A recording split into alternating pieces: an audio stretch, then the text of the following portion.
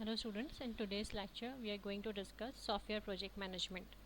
Right? अब इससे पहले हमने प्रोजेक्ट मैनेजमेंट को डिस्कस करा, आइदर हार्डवेयर और सॉफ्टवेयर, उसकी हिस्ट्री देखी. राइट? हमने देखा कि सॉफ्टवेयर इंजीनियरिंग कैसे इसका प्रीरेक था. सॉफ्टवेयर इंजीनियरिंग का हमने क्विक रिवीजन किया ताकि आपके जो बेसिक अंडरस्टैंडिंग है वो रिवाइज हो जाए. अब हम अपनी जो भी डिस्कशन है about the history of project management, about software engineering, ये डिस्कस करने के बाद कि आईटी कंपनी की जो जॉब मार्केट है वो टोटली फिल्टर अब ब्रेक हो चुकी है टू फील्ड्स में. एक सॉफ्टवेयर क्रिएशन है और दूसरा सॉफ्टवेयर प्रोजेक्ट मैनेजमेंट है. Now we are moving towards software project management. अब हम प्योरली इसको डिस्कस करने जा रहे हैं. Right? So in today's lecture the outline of our talk will be answering addressing some questions like what is software project management. Is it really different from ordinary project management? How do we know when a project has been successful? For example, do the expectations of the customer client match those of the developers? Right? तो किन basis पे हमें लगता है कि हमारा project successful हो जाएगा या हो सकता है, हमें ऐसा क्या करना चाहिए, वो हम आज के लेक्चर में डिस्कस करेंगे. लास्ट टाइम जहाँ हमने मैथडोलॉजी पे छोड़ा था हम उसको डिस्कस करेंगे आज के लेक्चर में. So why is project management important? हम किन चीज़ों को देखते हुए ये कंक्लूड कर सकते हैं? अगर देखा जाए तो आईसीटी का एक काफ़ी लार्ज अमाउंट जो है वो स्पेंड होता है इस पर. आईसीटी की जो फील्ड है उसमें काफ़ी large amount of money spend हो रहा है. जैसे कि अगर मैं यूके की बात करूं तो 2000 से 2003 से 2004 में UK government spend 2.3 billions on contracts for ICT and only 1.4 billions on road building. Right? तो ये आपको यहाँ से क्लियरली नज़र आ रहा है. यू कैन सी ये कितना स्पेंड हो रहा है आईसीटी पे. Right? Project often fail.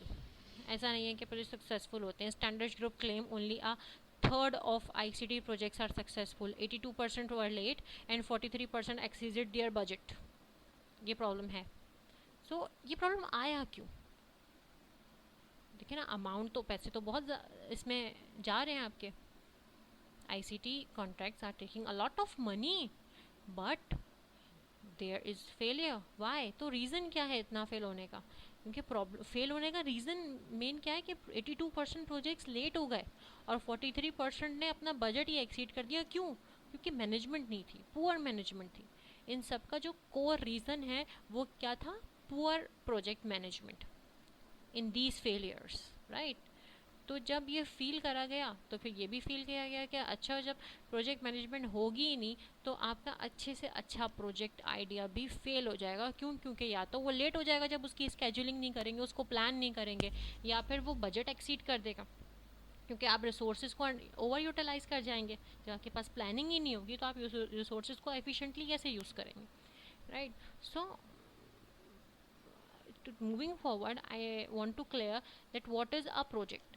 So some dictionary definitions of a project is a specific plan or design. Right?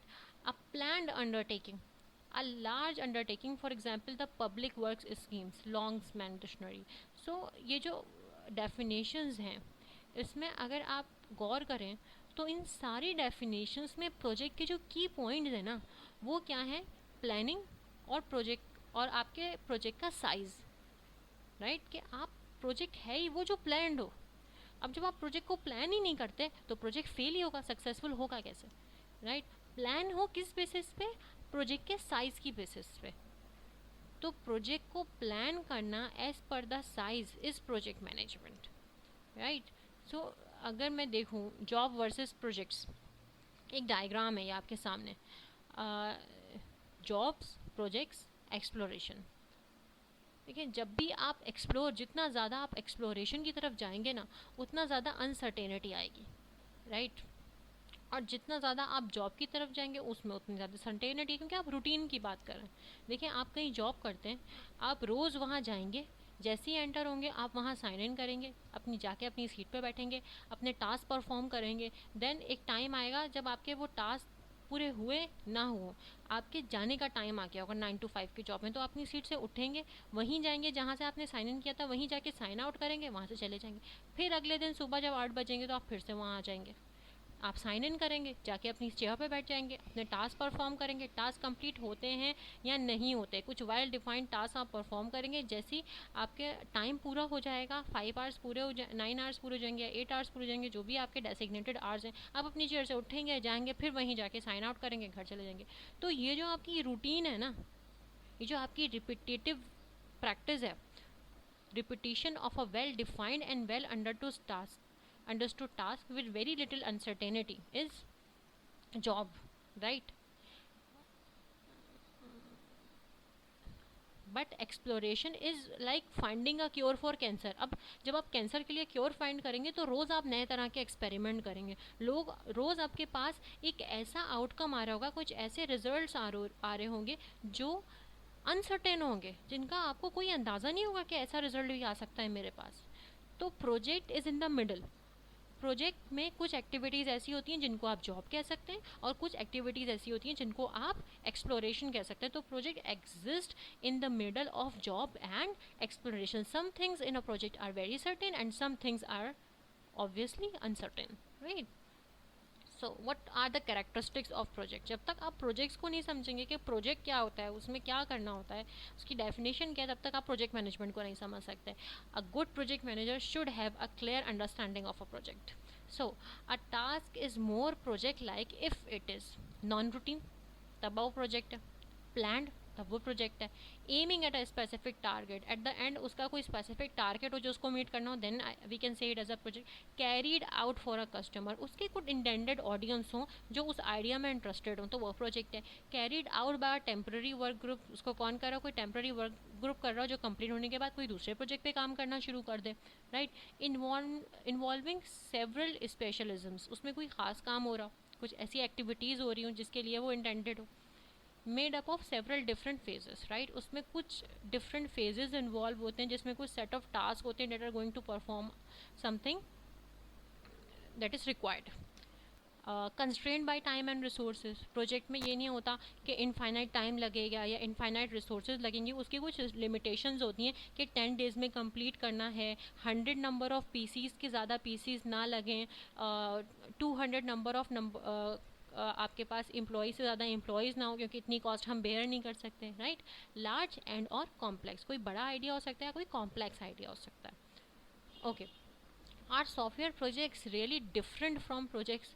Not really, but आपके पास कुछ फीचर्स ऐसे होते हैं जो कि सॉफ्टवेयर में ही होते हैं। जैसे कि हार्डवेयर इज़ टेंजिबल ना, बट सॉफ्टवेयर इनकी इनविजिबिलिटी होती है, कॉम्प्लेक्सिटी होती है। हार्डवेयर में आप इन चीज़ों को नहीं देखते, कंफर्टिबिलिटी होती है, फ्लैक्सिबिलिटी होती है। फ्लैक्सिबिलिटी का हार्डवेयर में मतलब बिल्कुल अलग है, लेकिन जब आप सॉफ्टवेयर की फ्लैक्सिबिलिटी की बात करते हैं तो उसका मतलब बिल्कुल अलग है। हार्डवेयर की फ्लैक्सिबिलिटी की बात करें तो हम ये कह सकते हैं कि हार्डवेयर कैन बी हम उसको बैंड कर सकते हैं, वो छोटी सी जगह में एडजस्ट हो जाए। But software flexibility can mean a lot of things, but when it is used to describe a whole system, it is normally refers to be the ability for the solution to adapt to possible or future changes in the requirements, right?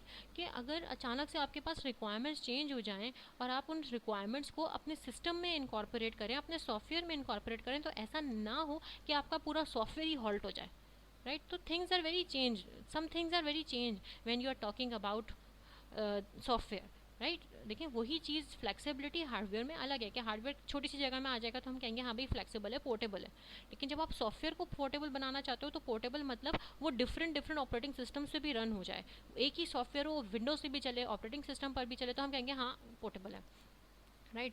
So make software more problematic to build an other engineer artifacts, right? It is a problematic thing. Now moving forward, contract management versus technical project management. देखिए projects can be in house and outsource. In house projects क्या होते हैं जिसमें एक ही organisation है, उसी organisation के लिए प्रोजेक्ट बनना है और उसी ऑर्गेनाइजेशन के अंदर ही आपके क्लाइंट्स हैं, वहीं आपके डेवलपर्स हैं, वहीं सारा काम हो रहा है। आउटसोर्स ये होता है कि क्लाइंट किसी और ऑर्गेनाइजेशन में, डेवलपर्स किसी और ऑर्गेनाइजेशन में है, जो सॉफ्टवेयर हाउस है वहाँ से लाइन मैनेजर्स जाएंगे, क्लाइंट से बातचीत करेंगे, क्लाइंट्स उनको अपनी रिक्वायरमेंट्स बताएंगे, देन वो अपनी रिक्वायरमेंट्स लेने के बाद अपनी ऑर्गेनाइजेशन में जाके लाइन मैनेजर्स डेवलपर्स को रिक्वायरमेंट्स बताते हैं, देन डेवलपर्स काम करते हैं. तो project manager could be a contract manager in the client organisation, right. जो प्रोजेक्ट मैनेजर है वो क्लाइंट के ऑर्गेनाइजेशन में जाके एक कॉन्ट्रैक्ट मैनेजर की तरह बिहेव करता है, जो कि उससे रिक्वायरमेंट्स लेगा, कॉन्ट्रैक्ट साइन कराएगा कि हम इन रिक्वायरमेंट्स को लेते हुए प्रोजेक्ट बनाएंगे आपके लिए, right. A technical project manager is the supplier services in a technical project manager in the supplier services organisation,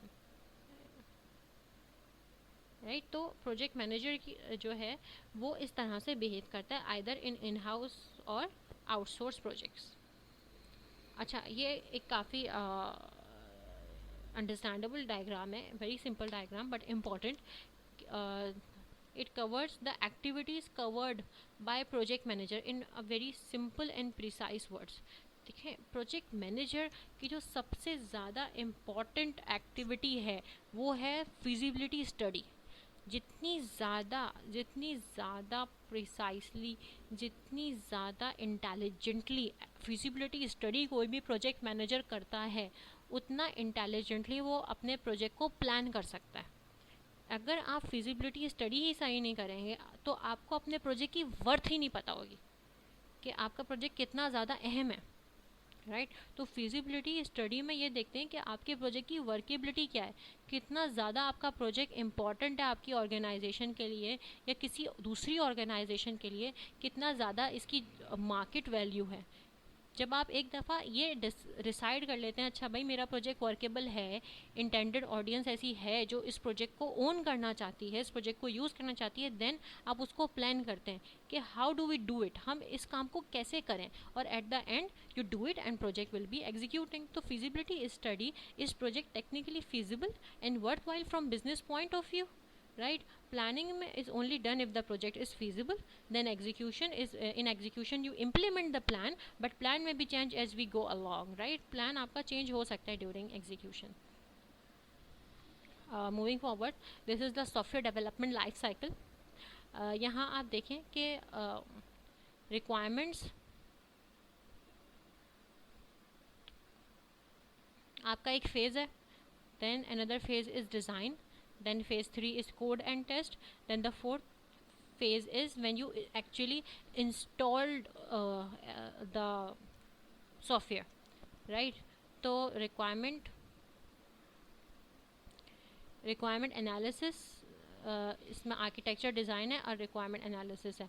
तो यहाँ आप देखिए एक रिपीटेटिव प्रोसेस है, राइट. डिज़ाइन में आप आर्किटेक्चर डिज़ाइन करते हैं, रिक्वायरमेंट एनालिसिस करते हैं. देखिए हर जगह रिक्वायरमेंट एनालिसिस आप बार बार कर रहे हैं इन दोनों फेजेस में. क्यों? क्योंकि रिक्वायरमेंट किसी भी वक्त चेंज हो सकती है, राइट. उसके बाद एक दफ़ा आपने डिज़ाइन कर दिया तो उसके बाद आपको रिक्वायरमेंट टोटली क्लियर हो जाती है, राइट. रिक्वायरमेंट्स को आप देख लेते हैं कि देखें क्या मेरे इस डिज़ाइन में सारी रिक्वायरमेंट्स फुलफ़िल हो रही हैं. जब आपकी सारी रिक्वायरमेंट्स फुलफ़िल हो जाती हैं तो आप उसका एक डिटेल डिज़ाइन डॉक्यूमेंट बनाते हैं जो कि फाइनल होता है. उसके बाद आप उसको कोड एंड टेस्ट करते हैं, मतलब यूनिट टेस्टिंग करते हैं. देन उन सारे यूनिट्स को इंटीग्रेट करके इंटीग्रेशन टेस्टिंग करते हैं. देन उसकी क्वालिफिकेशन टेस्ट होता है, देन फिर से इंटीग्रेशन टेस्ट, देन अगेन उस इंटीग्रेशन का क्वालिफिकेशन टेस्ट होता है कि अगर उसमें कोई प्रॉब्लम्स आने हैं इंटीग्रेशन के बाद तो फिर से उसका क्वालिफिकेशन टेस्ट हो जाए. देन आप एक्चुअली उस इंटीग्रेटेड क्वालिफिकेशन टेस्ट को इंस्टॉल करते हैं और एक्सेप्टेंस सपोर्ट देखते हैं कि इसको मेंटेन करना है या नहीं करना, राइट. ये बहुत बेसिक लाइफ साइकिल मॉडल था. तो रिक्वायरमेंट एनालिसिस में आपके पास क्या आता है कि what does the client need, client को क्या चाहिए.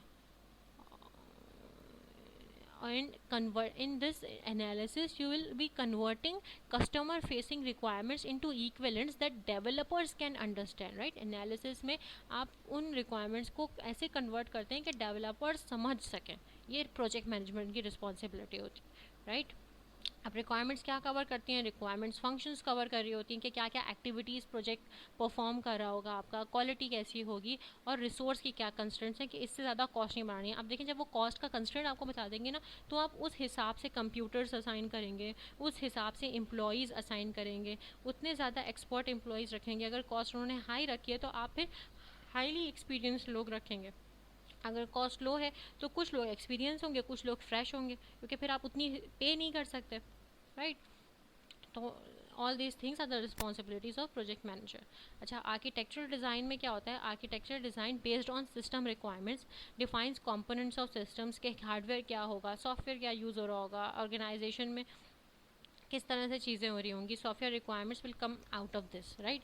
Code and test of individual components, जो भी आपकी एक्टिविटीज़ हैं, जो भी आपके फंक्शंस हैं, उनको आप कोड एंड टेस्ट करते हैं। इंटीग्रेशन में क्या करते हैं, जो भी आपके यूनिट टेस्ट के मॉड्यूल्स होते हैं उनको आप एक जगह इंटीग्रेट करते हैं और फिर उनको टेस्ट करते हैं in the qualification testing. Installation में आप बेसिकली अपने सिस्टम को डिप्लॉय करते हैं। Standing include setting up the standing data, setting system parameters, installing on operational hardware platforms, ताकि और यहाँ आप यूज़र को ट्रेन कर रहे होते हैं। Acceptance support including maintenance and obviously enhancements अगर कोई इम्प्रूवमेंट आए तो। Okay, so there are 3 terminologies, number 1 is plan, number 2 is methods and number 3 is methodologies. देखें, जब हम हमारे पास कुछ सेट ऑफ मेथड्स कंबाइन होते हैं तो और एक सिंगल प्रोटोकॉल बनता है, तो उस सिंगल प्रोटोकॉल को हम मेथडोलॉजी कहते हैं, right. So methodology is a set of modules, sorry methods, right. तो ये हमारे पास डिफरेंट मेथड्स हैं और जब ये कंबाइन होंगे और हमारे पास हम कहेंगे हमें इस तरह काम करना है, this is the way of working,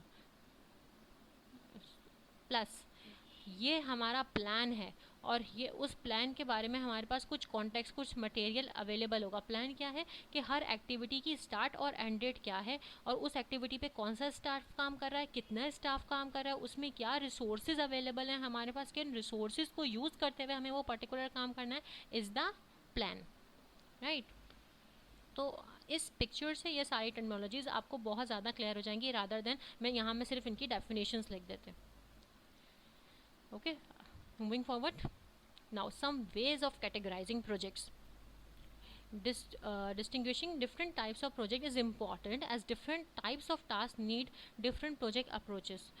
For example, voluntary systems होते हैं कुछ, जैसे कि कंप्यूटर गेम्स हैं, ठीक है, वर्सेस कंपलसरी सिस्टम्स। जैसे कंपलसरी सिस्टम्स क्या होते हैं, जैसे कि ऑर्डर प्रोसेसिंग सिस्टम है किसी ऑर्गेनाइजेशन का, जहां आपके पास कोई ऑर्डर आता है, आपको उसका एड्रेस देखना है, उसका नेम देखना है, उसका एरिया देखना है, फिर आपको मैप करना है और फिर वहां जाके आपको ऑर्डर डिलीवर करना है, तो ये कंपलसरी सिस्टम है।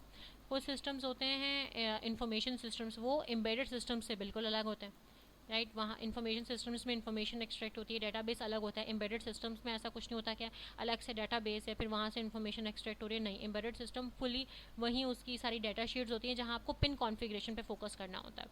Objective base versus product base, ये दो बिल्कुल अलग अलग आइडियाज़ हैं। जैसे ऑब्जेक्टिव बेस और प्रोडक्ट बेस की अगर मैं बात करूँ तो यहाँ आपके पास इन दोनों का कॉन्सेप्ट बिल्कुल अलग है। जैसे information based versus embedded base में था कि इन्फॉर्मेशन बेस में तो आपको अलग से इन्फॉर्मेशन एक्सट्रैक्ट करनी होती है, वहाँ आपके पास बड़े बड़े डेटाबेसेस होते हैं। लेकिन जब हम बात करते हैं एम्बेडेड की, तो वहाँ हमारे पास कोई लार्ज डेटाबेस नहीं होता, वहाँ हमें फोकस करना पड़ता है एम्बेडेड सिस्टम्स में पिन कॉन्फ़िगरेशन पे। वहाँ आपको देखनी होती है कि कोई भी सिस्टम है तो उसकी पिन कॉन्फ़िगरेशन क्या है, कैसे उनकी इंटीग्रेशन हुई है डिफरेंट मॉड्यूल्स की, वो कैसे आपस में इंफॉर्मेशन एक्सचेंज कर रहे हैं, कैसे काम कर रहे हैं, वहाँ आपके पास कोई डेटाबेस नहीं होता, right. Objective based describe the desired results of a project, right, which often includes a tangible item. An objective is specific and measurable and must meet time, budget and quality constraints. जब आपके objectives meet करने होते हैं ना, तो वहाँ आपका एक कोई फाइनाइट डिज़ायर होता है, राइट। प्रोडक्ट बेस में आपके पास एक आइडिया होता है जिसको आपको फुलफिल करना है। अच्छा, प्रोडक्ट डेवलपमेंट वर्सेस आउटसोर्स्ड। अच्छा, यहाँ इससे क्या मुराद है, प्रोडक्ट डेवलपमेंट देखें, एक तो प्रोजेक्ट ये है कि एक तो प्रोजेक्ट ये होता है जिसमें आपको किसी प्रोडक्ट को डेवलप करना पड़ता है, आपके पास एक आइडिया आता है और फिर आप उस आइडिया पे काम करते हैं। और दूसरा, इसको कंपेयर कर रहे हैं हम आउट सोर्स से, राइट। आउटसोर्स का क्या मतलब है? आउटसोर्स इज जब भी आपके पास कोई कॉन्ट्रैक्ट आए किसी आउटसोर्स सप्लायर्स का, अब तो उसको आप आउटसोर्स कहते हैं। But what is a outsource project? The question is, what is a outsource project? So outsourcing is basically an agreement in which one company hires another company to be responsible for a planned or existing activity that is or could be done internally, and sometimes involves transferring employees and assets from one firm to another firm. जी, यहाँ आप outsource की बात करते हैं। Product development within the organisation, एक specific idea पे आप एक प्रोडक्ट सिंपली डेवलप कर देते हैं। So depending upon the project, जैसे अभी जब हमने प्रोजेक्ट्स डिस्कस किए जस्ट क्विकली, वो जस्ट नेम से आप देख सकते हैं कि वो कितने अलग हैं। तो जितना ज़्यादा प्रोजेक्ट कैसा भी हो, उसी हिसाब से उसके स्टेक होल्डर्स होते हैं। स्टेक होल्डर्स क्या होते हैं? स्टेक होल्डर हर वो इंसान है जो आपके प्रोजेक्ट को इनडायरेक्टली या डायरेक्टली इम्पैक्ट कर रहा है, राइट जिसका आपके प्रोजेक्ट में डायरेक्टली या इनडायरेक्टली किसी भी तरह का कोई इंटरेस्ट है, right? That can be you, they can be users, they can be clients, they can be developers, they can be implementers, they can be managers. Therefore they could be within the project team, they could be outside the project team, but within the same organization, they could be outside both the project team and the organization. तो इस वजह से हमारे जो भी stake holders होते हैं, depending upon their designation and depending upon their location, उनके डिफरेंट ऑब्जेक्टिव्स होते हैं। So it is required that we need to define common project objectives, right? So हम कैसे अपने प्रोजेक्ट के ऑब्जेक्टिव सेट करेंगे? हम अपने प्रोजेक्ट के ऑब्जेक्टिव कुछ क्वेश्चंस को आंसर करके सेट करेंगे, जैसे कि what do we have to do to have a success, right. जितना ज़्यादा हम एक्यूरेटली जितना ज़्यादा हम क्लियरली इस क्वेश्चन को आंसर करेंगे, जितना ज़्यादा हम रिक्वायरमेंट्स को लेके क्लियर होंगे, उतना ही ज़्यादा हमारा प्रोजेक्ट सक्सेसफुल हो, राइट। तो जब हम अपने प्रोजेक्ट को सक्सेस की तरफ लेके जाना चाहते हैं, तो we have a need for a project authority. अब प्रोजेक्ट अथॉरिटी की नीड में के टू पार्ट्स हैं।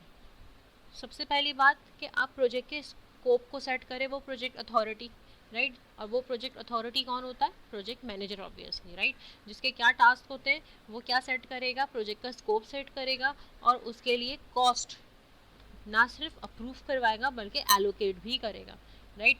एलोकेट कॉस्ट को करना मीन्स आप किस तरह से अपनी रिसोर्सेज को ऑप्टिमाइजली यूज़ कर रहे हैं। ऐसा ना हो कि आपकी रिसोर्सेज ओवर यूटिलाइज हो रही हूँ, और ऐसा भी ना हो कि आपके रिसोर्सेज अंडर यूटिलाइज हो रहे हो, राइट।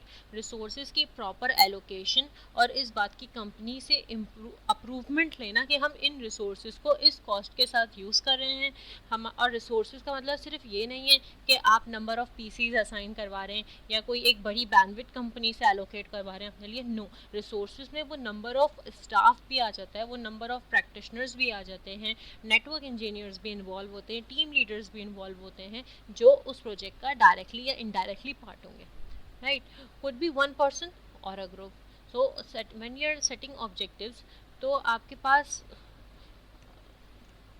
कोई एक पर्सन भी हो सकता है जो सारी अथॉरिटी ले, या कोई पूरा ग्रुप हो सकता है जिसको आप प्रोजेक्ट बोर्ड का नाम दे सकते हैं, या प्रोजेक्ट मैनेजमेंट बोर्ड कह सकते हैं, या स्टीयरिंग कमेटी कह सकते हैं। स्टीयरिंग कमेटी या प्रोजेक्ट बोर्ड हो गया या प्रोजेक्ट मैनेजमेंट बोर्ड हो गया, इन सब का काम ये ही होता है कि वो प्रोजेक्ट का स्कोप डिसाइड करें, और उसके बाद after allocating and approving all the resources and cost about the project, वो ये देखते रहे कि करंटली प्रोजेक्ट का स्टेटस क्या है, क्या प्रोजेक्ट उस प्लान पे स्टिल है जो उन्होंने अप्रूव किया था, कहीं प्रोजेक्ट प्लान से आउट तो नहीं जा रहा, कहीं ऐसे तो कुछ डेडलाइंस नहीं है जो मीट नहीं हो रही, राइट। तो steering committee continuously status monitor करती है आपके प्रोजेक्ट का।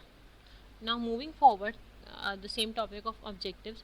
So informally if I say, the objective of a project can be defined by completing the statement. Which statement? The project will be regarded as a success if, इसके आगे क्या आएगा? कोई भी कंडीशन, राइट। हम ये कहेंगे कि प्रोजेक्ट तब सक्सेसफुल होगा जब उसकी परफॉर्मेंस 80% हो, राइट। हम ये कह सकते हैं प्रोजेक्ट तब सक्सेसफुल होगा जब वो 20% रिसोर्सेज यूटिलाइज करो, बाकी 20% रिसोर्सेज को वो यूज़ ना करो, राइट। ये डिपेंड करता है कि आपका प्रोजेक्ट क्या है, उसका स्कोप क्या है। उस प्रोजेक्ट के स्कोप को देखते हुए हम ये डिसाइड करते हैं कि प्रोजेक्ट को हम किन कंडीशंस के सेटिस्फाई होने पर ये डिक्लेयर कर देंगे कि वो सक्सेसफुल है, राइट। ये एक इनफॉर्मल ऑब्जेक्टिव है, rather like post conditions the desired outcomes for the project. यहाँ हम क्या करते हैं, कंडीशन पोस्ट करते हैं कि हमारे पास ये आउटकम्स आएंगे, ये डिलीवरेबल्स अचीव होंगे, तब हम कहेंगे कि प्रोजेक्ट सक्सेसफुल है। So we need to focus on what will be put in place rather than how activities will be carried out, right?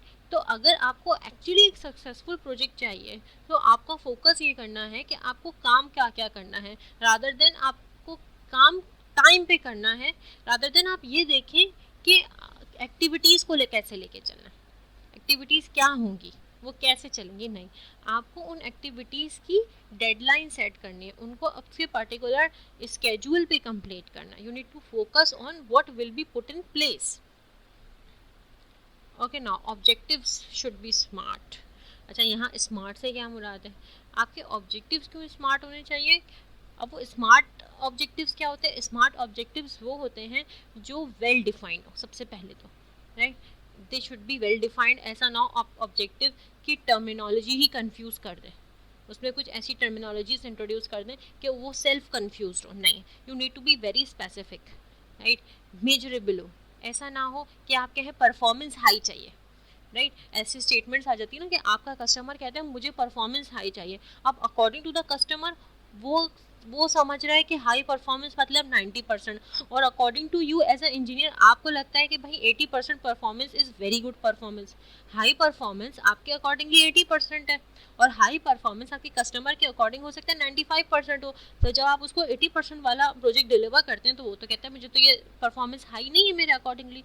तो हाई की जो टर्मिनोलॉजी है, it is not well defined, it is not concrete, it is not specific. You need to be very specific when you are taking requirements, so when you are setting objectives of the project, you need to be very specific।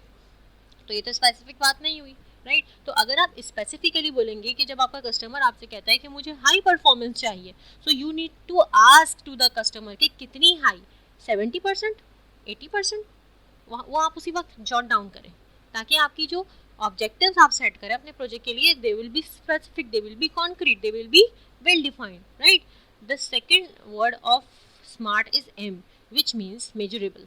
That is, satisfaction of the objective can be objectively judged, right? इसकी example भी यही है कि आप major कर सकें, ऐसा ना हो आप कोई अनमेजरेबल बात कहते हैं। जैसे आपका कस्टमर कहे I want a large bandwidth to send my data, I want good bandwidth, तो good bandwidth according to the customer 200 MB हो, लेकिन आपकी कंपनी में आप 150 MB से ज़्यादा अलाउ ही नहीं करते, फिर राइट। तो इट शुड बी मेजरेबल, आप उसको बताएं अच्छा आपको गुड बैंडविड्थ चाहिए तो कितनी गुड आपके अकॉर्डिंगली कितनी है, और मैं आपको कितनी बैंडविड्थ अवेलेबल कर सकता हूँ या कर सकते हैं हम।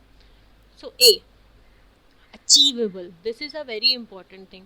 देखिए, कुछ आइडियाज़ ऐसे होते हैं प्रोजेक्ट के जिनके आपके पास ऑडियंस कस्टमर्स अवेलेबल होते हैं, जिनकी मार्केट में डिमांड भी बहुत हाई होती है, लेकिन वो आइडियाज़ इतने ज़्यादा एग्जॉटिक होते हैं कि आप एक्चुअली उस रिक्वायरमेंट तक पहुंच ही नहीं पाते। वो आपकी आपकी पावर में ही नहीं होता, किसी इंडिविजुअल की पावर में नहीं होता कि आप उस आइडिया को, उस टारगेट को मीट कर सकें, राइट। तो आप वही आइडिया पिक करें, प्रोजेक्ट मैनेजर की रिस्पॉन्सिबिलिटी होती है कि वो उसी आइडिया पे काम करे जो अचीवेबल तो हो। जब एक चीज़ अचीवेबल ही नहीं है, कोई आइडिया इतना एग्जॉटिक है कि वो आप अचीव ही नहीं कर सकते, तो आप उस पर काम ना करें, राइट। तो ऑब्जेक्टिव शुड बी स्मार्ट में ये बात भी आती है that the objective of the project should be achievable. आपको कस्टमर अगर कोई ऐसी रिक्वायरमेंट देता है जो अचीवेबल भी ना हो, तो आप उसको वहाँ ओके ना कहें, उसको बताएं कि this is a exotic thing, it could not be possible.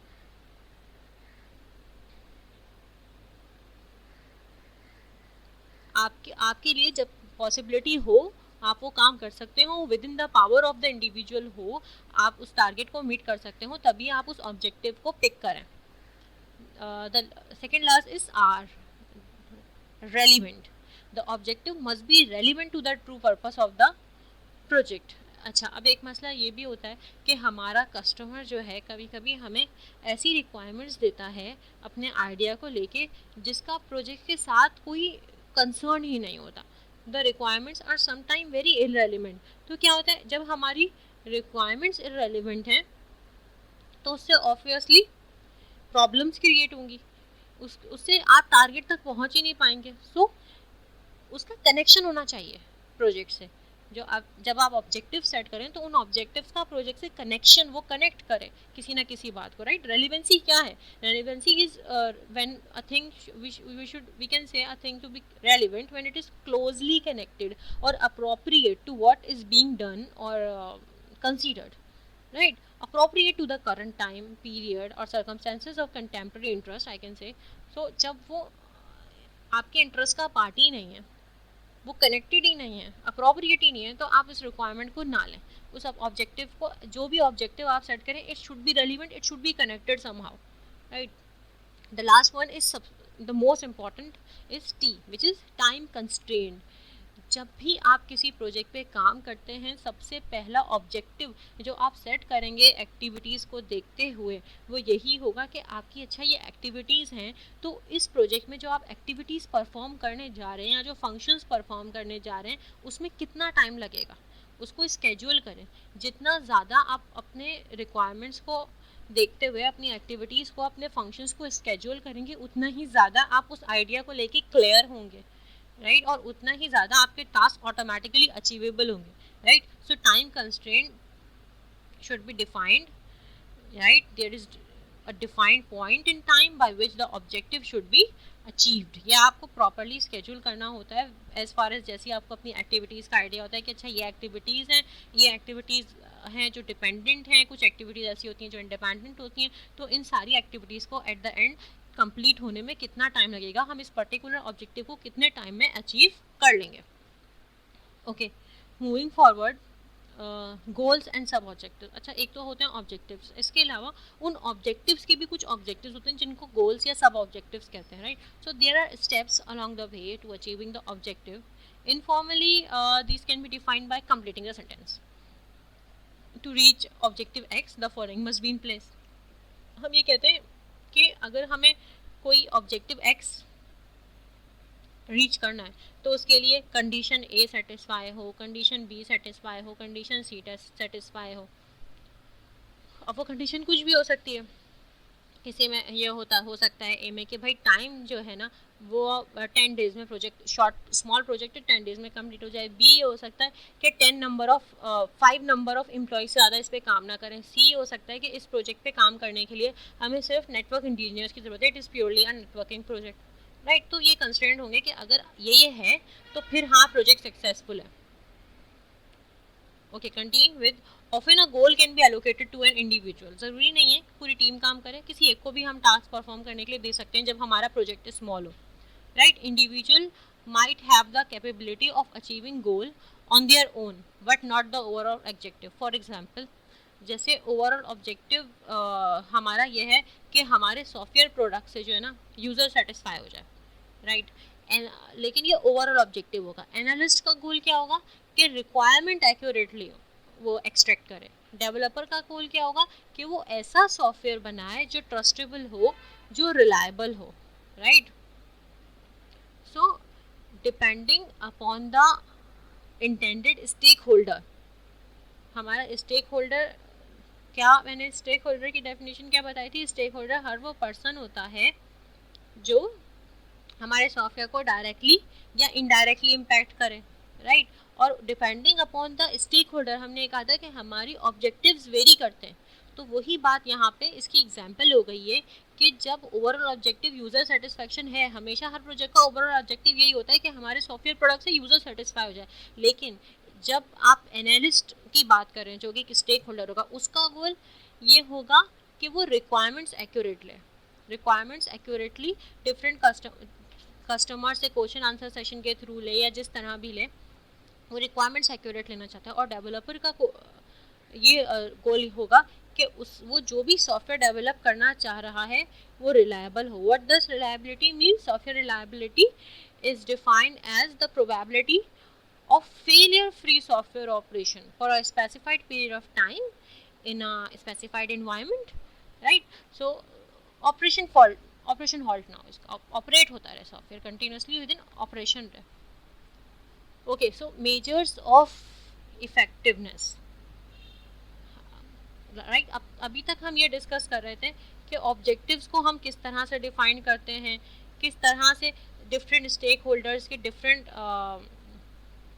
Objectives very करते हैं, राइट. अब हम बात करेंगे इफेक्टिवनेस की, कि इफेक्टिवनेस को हम किस तरह से मेजर करें. अच्छा, इफेक्टिवनेस को मेजर करने से पहले I want to clear the definition of effectiveness. What is effectiveness? Effectiveness is the degree to which something is successful in producing a desired result, right? In short, मैं effectiveness को ये कह सकती हूँ कि हम किस हद तक successful हुए, right? अब ये हम कैसे अचीव करेंगे? देखिए, जितना ज़्यादा आपके पास आपके ऑब्जेक्टिव क्लियर होंगे और जितना ज़्यादा क्लोजली आप अपने ऑब्जेक्टिव्स को अचीव करेंगे, उतना ही ज़्यादा आपका प्रोजेक्ट इफेक्टिव होगा, right? Meeting the objectives is directly proportional to the effectiveness of the project, right? So by a practical test that can be objectively assessed, for example, अगर हम यूज़र सेटिस्फेक्शन की बात करें विद सॉफ्टवेयर प्रोडक्ट, तो वो कैसे होगी? उसके अगर मैं इसको 2 पार्ट्स में ब्रेक करूँ तो मैं कह सकती हूँ रिपीट बिजनेस, वो हमसे फिर से कांटेक्ट करेंगे. जितना ज़्यादा हम हमारे प्रोडक्ट से अगर सॉफ्टवेयर सेटिस्फाई अगर हमारा कस्टमर सेटिस्फाई होता है, हमारा यूज़र सेटिस्फाई होता है, वो हमारे पास दोबारा ज़रूर आएगा.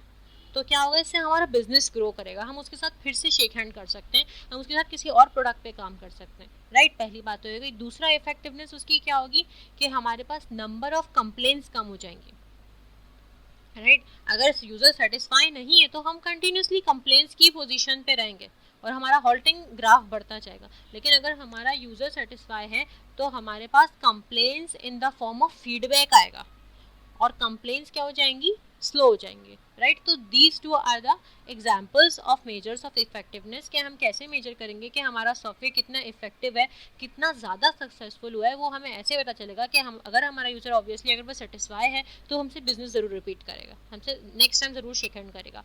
और दूसरा, हमारे पास कंप्लेंट्स कम से कम होंगी. Moving forward, there is another business case. Business case क्या है? देखिए, benefits of delivered product must outweigh costs. Costs include development, operation, right? जितनी ज़्यादा आपकी डेवलपमेंट होगी, जितनी ज़्यादा ऑपरेशन होगा, जाहिर है उसकी कॉस्ट बढ़ेगी. बेनिफिट्स क्या होते हैं? बेनिफिट्स, अब कुछ बेनिफिट्स क्वान्टिफाइबल होते हैं, कुछ बेनिफिट्स क्वान्टिफाइबल नहीं होते. अब देखिए, जितना जब आपके बेनिफिट्स आपकी कॉस्ट से बढ़ जाएं तो इसका मतलब क्या है? आपका प्रोजेक्ट इफेक्टिवनेस की तरफ जा रहा है, right? Your project is effective and it is meeting the targets and it is a successful project. The objectives are well definedly meeting. Okay, moving forward, हम कैसे कहें कि हमारा प्रोजेक्ट सक्सेस की तरफ जा रहा है या फेलियर की तरफ जा रहा है? तो किस हद तक सक्सेसफुल है? अब ज़रूरी तो नहीं ना कि सक्सेस हमेशा 100% हो, 98% भी हो सकती है, 80% भी एक अच्छा सक्सेसफुल प्रोजेक्ट कहलाता है. सो ये डिपेंड करता है कि कितना ज़्यादा अपने ऑब्जेक्टिव्स को मीट करा. तो इसको समझने के लिए हमारे पास एक ट्रायंगल है. ये ट्रायंगल काफ़ी इंटेलिजेंटली इसके लिए ट्रायंगल का आइडिया रखा गया है. जब आप इस कॉन्सेप्ट को समझेंगे तब आपको क्लियर होगा. इस ट्रायंगल के 3 कॉर्नर्स हैं. At one corner we have scope, at the other corner we have time and at the other corner we have cost. इससे पहले भी हम ये डिस्कस कर चुके हैं कि ये सारी चीज़ें एक दूसरे के साथ रिलेट करती हैं. कभी टाइम बढ़ जाने से कॉस्ट बढ़ जाती है और कभी स्कोप बढ़ जाने से इवेंचुअली टाइम को बढ़ा देना पड़ता है, राइट. तो जैसे जैसे इन चीज़ों पे इम्पैक्ट पड़ता है वैसे वैसे इस ट्रायंगल के हर कॉर्नर पे इम्पैक्ट पड़ता है. किसी एक कॉर्नर पे इम्पैक्ट पड़ने से दूसरे दोनों कॉर्नर्स भी चेंज हो जाएंगे, right. So in journal, for example, project is running out of time.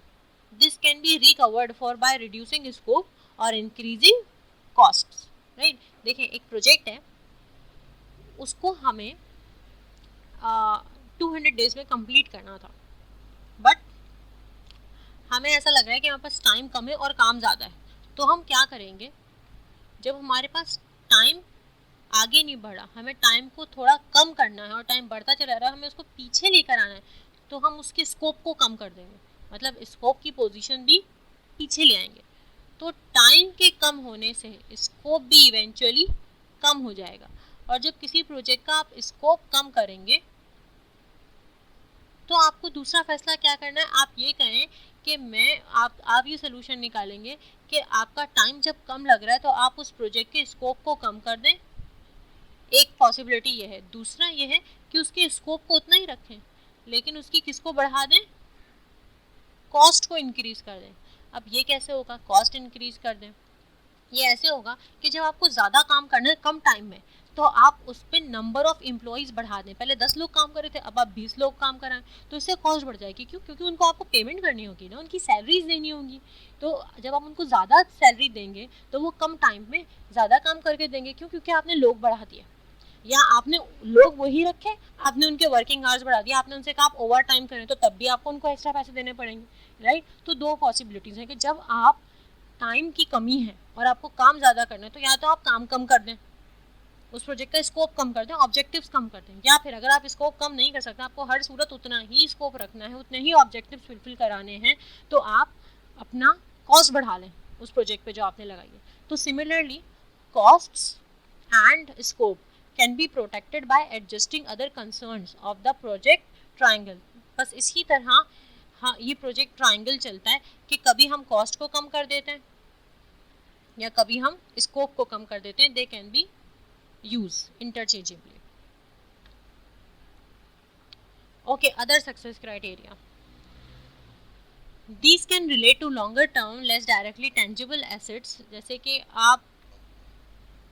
आपको और सक्सेसफुल प्रोजेक्ट चाहिए तो बाय द टाइम आप ज़रूर किसी भी सॉफ्टवेयर हाउस को आप सर्वे करें तो वहाँ आप ये ज़रूर देखेंगे कि वहाँ टाइम के साथ साथ ऐसा नहीं होता कि वो अपनी स्किल्स को वहीं रोक देते, नहीं, कंटिन्यूसली वहाँ ट्रेनिंग सेशंस अरेंज हो रहे होते हैं, वो अपनी नॉलेज एक दूसरे के साथ भी शेयर करते हैं, विद इन द ऑर्गेनाइजेशन भी नॉलेज शेयरिंग हो रही होती है, वेबिनार्स हो रहे होते हैं, और किसी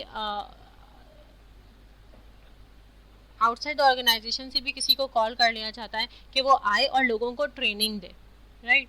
सो एक पॉसिबिलिटी ये है कि आप अपनी स्किल्स को इम्प्रूव करें। सक्सेस क्राइटेरिया ये भी कंटिन्यूसली स्किल्स आपकी इंक्रीज होती रहे, right. Creations of assets that can be used on future projects. आप सॉफ्टवेयर लाइब्रेरीज अपनी ऐसी बना लें कि आगे जाके आपको फ्रॉम द स्क्रैच उन लाइब्रेरीज को क्रिएट ना करना हो, आप एक दफ़ा लाइब्रेरी डेवलप कर दें, देन उनको दूसरे प्रोजेक्ट्स में डायरेक्टली यूज़ करें, तो इस तरह आपको ऑब्वियसली टाइम सेव होगा, कॉस्ट सेव होगी। Improve customer relationships that lead to repeat business. अच्छा, अब ये भी एक बहुत अच्छा बिजनेस क्राइटेरिया है कि आप अपने कस्टमर से रिलेशंस स्ट्रॉन्ग करें, राइट। ये जो बिजनेस मीटिंग्स होती हैं इनमें इतना ज़्यादा अमाउंट खर्च करा जा रहा होता है, आप देखें काफ़ी ये हेल्दी मीटिंग्स होती हैं, इन मीटिंग्स को हेल्दी करने के लिए हर पॉसिबल कोशिश करते हैं ये लोग। चाहे तो बिज़नेस डीलिंग है ऑफिस में भी कर लें, लेकिन नहीं, अक्सर ये होता है कि हम अपने कस्टमर्स को इनवाइट करते हैं, किसी अच्छे रेस्टोरेंट में बुलाते हैं, वहाँ मीटिंग रखते हैं, हेल्दी इन्वायरमेंट में मीटिंग करते हैं। कोई मीटिंग हम ऑफिस में कर लेते हैं, कोई मीटिंग हम किसी रेस्टोरेंट में कर लेते हैं। क्यों? Because we want to improve customer relationships so that at the next time they will be shaking hands with us rather than with others. ये एक ह्यूमन नेचर है कि आप किसी का काम कितना भी अच्छा कर दें, लेकिन अगर आप उससे रिलेशन हेल्दी नहीं रखते, अगर आप उसको रिस्पेक्टफुल इन्वायरमेंट नहीं देते, तो वो आपसे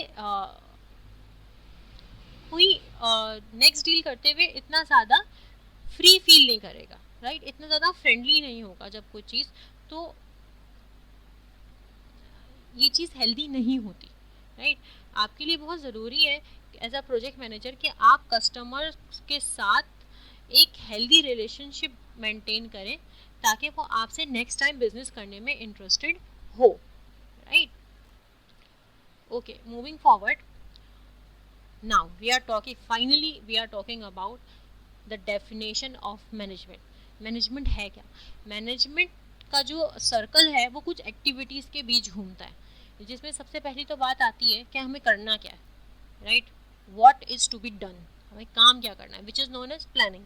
फिर बात आती है कि हमने अच्छा कह दिया कि अच्छा हमें ये काम करना है, लेकिन अब हमें किस ऑर्डर में करना है, उसको ऑर्गेनाइज करना, Making arrangements is known as organizing. Then selecting the right people for the job is staffing. आप देखिए बहुत अच्छे से प्लान कर लें, ऑर्गेनाइज भी बहुत अच्छे से कर लें, लेकिन अगर आप स्टाफिंग ही सही नहीं करेंगे तो कोई फ़ायदा नहीं. राइट, तो it's also a very important aspect of management which is staffing, that selecting the right people for the job. Now directing. अब आपको डायरेक्ट करना है, इंस्ट्रक्शंस देनी होती हैं कि कौन सा पर्सन किस टाइम तक क्या काम करके आपको प्रेजेंट करेगा. Then monitoring. आपने काम दे दिया, अब उसको छोड़े नहीं, कंटिन्यूसली उनकी प्रोग्रेस लेते रहें. Controlling. Taking action to remedy holds. अब एक होल्ड रखें हर चीज़ पे. Right. Innovating. Coming up with solutions when problem emerge. ऐसा होता है जब आप ऑर्गेनाइजेशन में काम करते हैं तो प्रॉब्लम्स तो अकर होंगी, क्योंकि आपके पास एक स्टाफ है पूरा जिसको आपको कंट्रोल रखना है, जिसको आपको कंटिन्यूसली मॉनिटर करना है. तो आप इंतज़ार नहीं करें कि आपकी टीम आपको सोल्यूशन बताएगी. No, you need to keep track of everything, so that you will be able to come up with proper solutions. You will be able to resolve problems either within the code or between the teams or between the persons who are engaged in the project or between any stakeholders who are directly or indirectly have an impact on your project. Right. So representing which is a very important thing. आपको जब ये देखें, project manager को हर चीज़ clear होनी चाहिए. क्यों? क्योंकि वही वो बंदा है जो कस्टमर के साथ कम्युनिकेशन कर रहा होगा. लिएसिंग मीन्स कम्युनिकेशन. राइट. सबसे मेन जो काम है किसी भी प्रोजेक्ट का वो यही है कि आप कितना इफेक्टिवली कम्युनिकेट कर रहे हैं. तो प्रोजेक्ट मैनेजमेंट में सबसे इम्पॉर्टेंट चीज़ है ही कम्युनिकेशन, क्योंकि सबसे पहले और सबसे आखिरी में कम्युनिकेशन ही होती है. राइट. इन द मिडल तो चल ही रही होती है. So communication with clients, users, developers and other stakeholders is also very important part of management, क्योंकि वहीं आप अपना रिप्रेजेंट करते हैं कि आपने काम क्या करा है या आप क्या काम करने जा रहे हैं. Okay, now the next topic is project planning. Project planning का जो टास्क है वो आप तब परफॉर्म करते हैं जब आपके प्रोजेक्ट पे डेवलपमेंट स्टार्ट नहीं होती. राइट. डेवलपमेंट से पहले प्लानिंग होती है जिसकी कुछ इंपॉर्टेंट एक्टिविटीज़ हैं: estimation, scheduling, staffing, risk management and other miscellaneous plan. So estimation में आप क्या कर रहे होते हैं? एस्टिमेशन में आप ये एस्टिमेट कर रहे होते हैं कि अगर हम किसी भी पर्टिकुलर प्रोजेक्ट पे काम करने जा रहे हैं, जो भी आइडिया है जिसकी हम रिक्वायरमेंट इंजीनियरिंग कर चुके हैं, डेवलपमेंट से पहले हम उसको एस्टिमेट क्या करते हैं, उसमें हम ये एस्टिमेशंस करते हैं कि इस प्रोजेक्ट को फुलफिल करने के लिए हमारे पास रिसोर्सेज अवेलेबल भी हैं या नहीं है. कहीं हमारे रिसोर्सेज अंडर यूटिलाइज तो नहीं हो जाएंगी, कहीं हमारे रिसोर्सेज ओवर यूटिलाइज तो नहीं हो जाएंगी. Right. Then we go for scheduling. Scheduling में हम ये डिसाइड कर चुके होते हैं कि हाँ हमारे पास एस्टिमेटेड हमारी एस्टिमेशंस जो हैं उसमें हमारे पास रिसोर्सेज अवेलेबल हैं. Then according to the available resources हम स्केजुलिंग करते हैं कि इस पर्टिकुलर प्रोजेक्ट में जिस पे भी हम काम करने जा रहे हैं उसमें कौन सी एक्टिविटीज़ ऐसी हैं जो डिपेंडेंट हैं, which activities are independent, and as per the dependency independency how long a particular activity is going to take.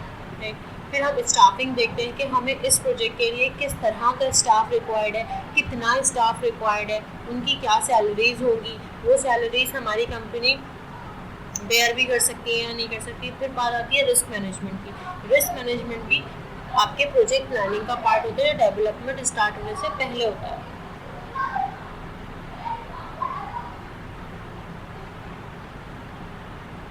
अच्छा, तो रिस्क मैनेजमेंट में आप ये देखते हैं कि किस किस तरह से रिस्क इस प्रोजेक्ट में आ सकते हैं. अव्वल तो आप कोशिश करते हैं कि रिस्क को आप इनिशियली आने ही ना दें, रिस्क अवॉइडेंस स्ट्रेटजीज बनाएं. लेकिन अगर रिस्क आ भी जाए तो आपके पास कोई प्रॉपर मिटिगेशन प्लान होना चाहिए कि अगर रिस्क हो जाए तो रिस्क आ जाए, अगर हो जाए तो आप उसको पॉजिटिवली डील कर सकें, वो आपके सिस्टम को हर्ट ना कर दे. Right. Then we have some miscellaneous plans. इसके अलावा अगर कोई अनसर्टेनिटी हो तो हम उसके भी इनिशियली प्लानिंग करके रखें. Okay. Traditional versus modern project management.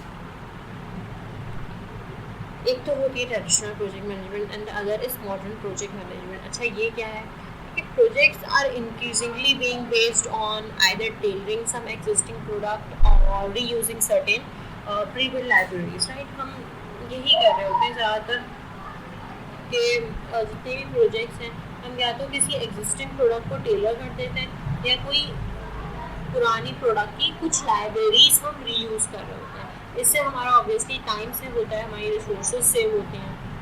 या हम ये कर रहे होते हैं कि क्लाइंट के फीडबैक्स पे जो हमारी पुरानी प्रोडक्ट होती है उसको फैसिलिटेट कर रहे हैं, क्लाइंट के फीडबैक्स को अकोमोडेट कर रहे हैं, राइट, क्लाइंट की पार्टिसिपेशन को फैसिलिटेट कर रहे हैं in project development work. In the last one is incremental delivery of the product with evolving functionalities. आज जो मॉडर्न प्रोजेक्ट मैनेजमेंट है उसमें ये हो रहा है कि हमारे पास जैसे जैसे न्यू टेक्नोलॉजी इनकॉर्पोरेट हो रही है वैसे वैसे हम अपनी प्रोडक्ट पे भी इंक्रीमेंटल डिलीवरीज देते हैं। हम प्रोडक्ट को चेंज कर देते हैं as per the new technology या as per the new functionality requirement by the user. Okay, ये diagram throughout the course आपको बहुत हेल्पफुल रहेगी। This diagram is showing the process of management control, जिसमें सबसे पहले हम रियल वर्ल्ड से कुछ डेटा कलेक्ट करते हैं। उस डेटा को कलेक्ट करने के बाद we perform processing on this particular data so that we can convert this data in the form of information, and by using this information we'll make some decisions, we'll make some plans, and on the basis of these decisions we actually implement the project, right? अब हाँ, होता क्या है कि जब हम decision making के process में होते हैं तब हमारे पास हम उसी डिसीजन मेकिंग के प्रोसेस में अपने ऑब्जेक्टिव्स भी डिफाइन करते हैं, सिस्टम मॉडलिंग भी उसी वक्त होती है, and according to the as per the decisions हम सिस्टम को एक्चुअली इम्प्लीमेंट करते हैं। अब सिस्टम का जो एक रियल वर्ल्ड में जब सिस्टम लॉन्च होता है तो उसके कुछ फीडबैक आता है, जिसके बाद ये प्रोसेस अगेन चलता है कि हमारे पास कोई फीडबैक आता है, देन हम उसको इन्फॉर्मेशन में कन्वर्ट करते हैं, देन अकॉर्डिंग टू इन्फॉर्मेशन फिर हम कुछ डिसीजंस लेते हैं और अपने system depending upon the decisions, based on the decisions हम अपने सिस्टम में कुछ चेंजेस इम्प्लीमेंट कर देते हैं। और ये साइकिल थ्रू आउट चलता जाएगा जैसे जैसे या तो यूज़र की रिक्वायरमेंट चेंज होती जाएंगी या फिर हमारा कोई फंक्शनैलिटी ऐड करनी होगी हमें, या फिर हमारे पास टेक्नोलॉजी चेंज हो जाएगी। ओके, मैनेजमेंट कंट्रोल डेटा, यहाँ पे इस डायग्राम में डेटा क्या है, इस डायग्राम में data is the raw detail. जैसे 6000 documents processed at location X, information क्या है, when the data is processed to produce something that is meaningful and powerful. अब इसमें से हम क्या इन्फॉर्मेशन एक्सट्रैक्ट कर सकते हैं कि productivity is 100 documents a day. ये हमारी प्रोडक्टिविटी है कि हम 100 डॉक्यूमेंट्स को एक दिन में प्रोसेस करते हैं। कंपैरिजन विद गोल्स और objectives, for example we will not meet target of processing all documents by 31 March, ये हमारा कंपैरिजन हो सकता है। Continuing with this, there is another terminology which is known as modelling.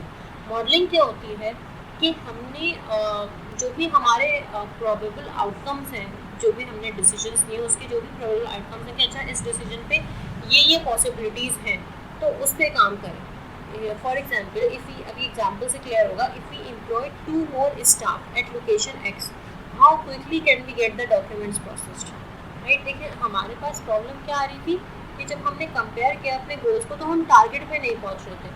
तो उसके बाद हम मॉडलिंग ये करेंगे कि चले अगर हम टारगेट पे नहीं पहुंच रहे तो अगर हम 2 more स्टाफ मेंबर्स एम्प्लॉय कर लेते हैं लोकेशन एक्स वाली साइट पे तो क्या हमारे डॉक्यूमेंट क्विकली प्रोसेस हो जाएंगे। ये हमें डिसीजन लेना होता है मॉडलिंग में ना। Implementation is obviously carrying out the remedial actions that have been decided upon. कोई भी एक्शन लेना, जो भी हमने रिक्वायरमेंट्स गैदर करते हुए जो भी हमें एक्चुअल टास्क परफॉर्म करना है वो एक्चुअली परफॉर्म करना is the implementation. So in this lecture we have cover many important things, right, जिसमें हम इसको ऐसे कंक्लूड कर सकते हैं कि हमने उस डायग्राम इस लेक्चर में एक काफ़ी इम्पॉर्टेंट डायग्राम देंगी कि हम प्रोजेक्ट को रूटीन जॉब नहीं कह सकते, राइट। प्रोजेक्ट जो है इवॉल्व होता है सर्टेनिटी और अनसर्टेनिटी के बीच।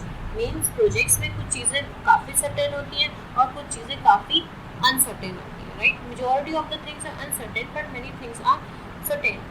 So we cannot say project as a routine. Projects are non-routine. ये हमारी जॉब का पार्ट नहीं है। तो जब ये हमारी जॉब का पार्ट नहीं है तो इट इज़ वेरी इम्पॉर्टेंट कि हम प्रोजेक्ट्स को प्लान करें। और प्रोजेक्ट तभी सक्सेसफुल होगा जब वो प्रॉपरली प्लान होगा, प्रॉपरली मैनेज होगा। right? So the particular problems of projects are lack of visibility. अच्छा, यहाँ हमने काफ़ी चीज़ें डिस्कस करी, जिसके बाद हम ये कंक्लूड कर सकते हैं कि प्रोजेक्ट की कुछ पर्टिकुलर प्रॉब्लम्स होती हैं जिसकी वजह से इट इज़ हाईली रिक्वायर्ड कि आपका प्रोजेक्ट क्या हो, आपका प्रोजेक्ट एफिशिएंटली या इन अदर वर्ड्स जैसे कि हमने इन स्लाइड्स में डिस्कस करा, स्मार्टली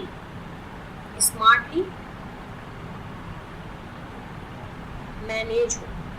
जितना ज़्यादा आप स्मार्टली अपने सॉफ्टवेयर को या अपने प्रोजेक्ट को मैनेज करेंगे उतना ज़्यादा आपका सिस्टम विजिबल होगा। ठीक है ना? विजिबिलिटी क्या होती है? विजिबिलिटी होती है कि आप कितना ज़्यादा क्लियर है, राइट? लेकिन जब आपकी विजिबिलिटी क्लियर नहीं है, आपकी रिक्वायरमेंट्स ही क्लियर नहीं है आपकी, तो आप अपने प्रोजेक्ट को कैसे लेके चलेंगे? इट इज़ वेरी डिफ़िकल्ट कि फिर वो प्रोजेक्ट सक्सेसफुल हो, राइट? तो लैक ऑफ विजिबिलिटी अगर आपके प्रोजेक्ट में होगी तो ऑब्वियसली आपके प्रोजेक्ट में लैक ऑफ मॉनिटरिंग भी होगी, आपके प्रोजेक्ट में लैक ऑफ ट्रेसिबिलिटी भी होगी। आपको पता ही नहीं होगा आप किस पॉइंट पे अपने टारगेट्स को मीट भी कर रहे हैं या नहीं कर रहे, क्योंकि आपने स्केड्यूल ही नहीं किया, तो आपका प्रोजेक्ट विजिबल ही नहीं होगा, राइट? तो इट मीन्स कि आपके प्रोजेक्ट की विजिबिलिटी बढ़ाने के लिए आपको अपने ऑब्जेक्टिव्स क्लियर करने की ज़रूरत है, right? Which can be objectively assessed are essential. So okay, some stuff happens not usually possible to keep precisely planned. तो हमें कंट्रोल की ज़रूरत है, राइट? जैसा कि हमने देखा डायग्राम में कि हमारा जो मैनेजमेंट कंट्रोल है वो एक कंटिन्यूस प्रोसेस है, वो एक कंटिन्यूस प्रोसेस है जिसमें इम्प्लीमेंटेशन के बाद हमारे पास या तो रिक्वायरमेंट चेंज हो सकती है, वो फंक्शनैलिटी चेंज हो सकती है, या फिर ऐसा हो सकता है कि आपके पास टेक्नोलॉजी चेंज हो जाए, right? So it is a continuous process and the most important part as we have discussed that it is communicate. जितनी ज़्यादा अच्छी कम्युनिकेशन होगी आपकी अपने क्लाइंट के साथ, जितनी ज़्यादा एज अ प्रोजेक्ट मैनेजर आपके अपने डेवलपर्स के साथ, अपने स्टाफ के साथ कम्युनिकेशन होगी, उतना ज़्यादा आप क्लियरली रिक्वायरमेंट लेंगे और रिक्वायरमेंट्स को डिलीवर करेंगे और उतना ज़्यादा सक्सेसफुली आपका प्रोजेक्ट डेवलप होगा, राइट? हमने कम्युनिकेशन को इस तरह भी डिस्कस किया कि जब आप अपने क्लाइंट से अगेन एंड अगेन डीलिंग करते हैं, उनसे मीटिंग्स करते हैं नाउ एंड देन, तो आप उसके लिए ऐसा कोई लोकेशन सेलेक्ट करते हैं जहां आप एक हेल्दी मीटिंग कर सकें। क्योंकि कम्युनिकेशन के जितनी ज़्यादा स्ट्रॉन्गली, जितनी ज़्यादा हेल्दी कम्युनिकेशन होगी आपके क्लाइंट के साथ, उतना आपका बिजनेस ग्रो करेगा, क्योंकि इस बात की पॉसिबिलिटी आ जाती है फिर कि वो नेक्स्ट टाइम भी आपके साथ ही स्टे हैंड करें, right? So this is the end of this lecture. Thank you so much.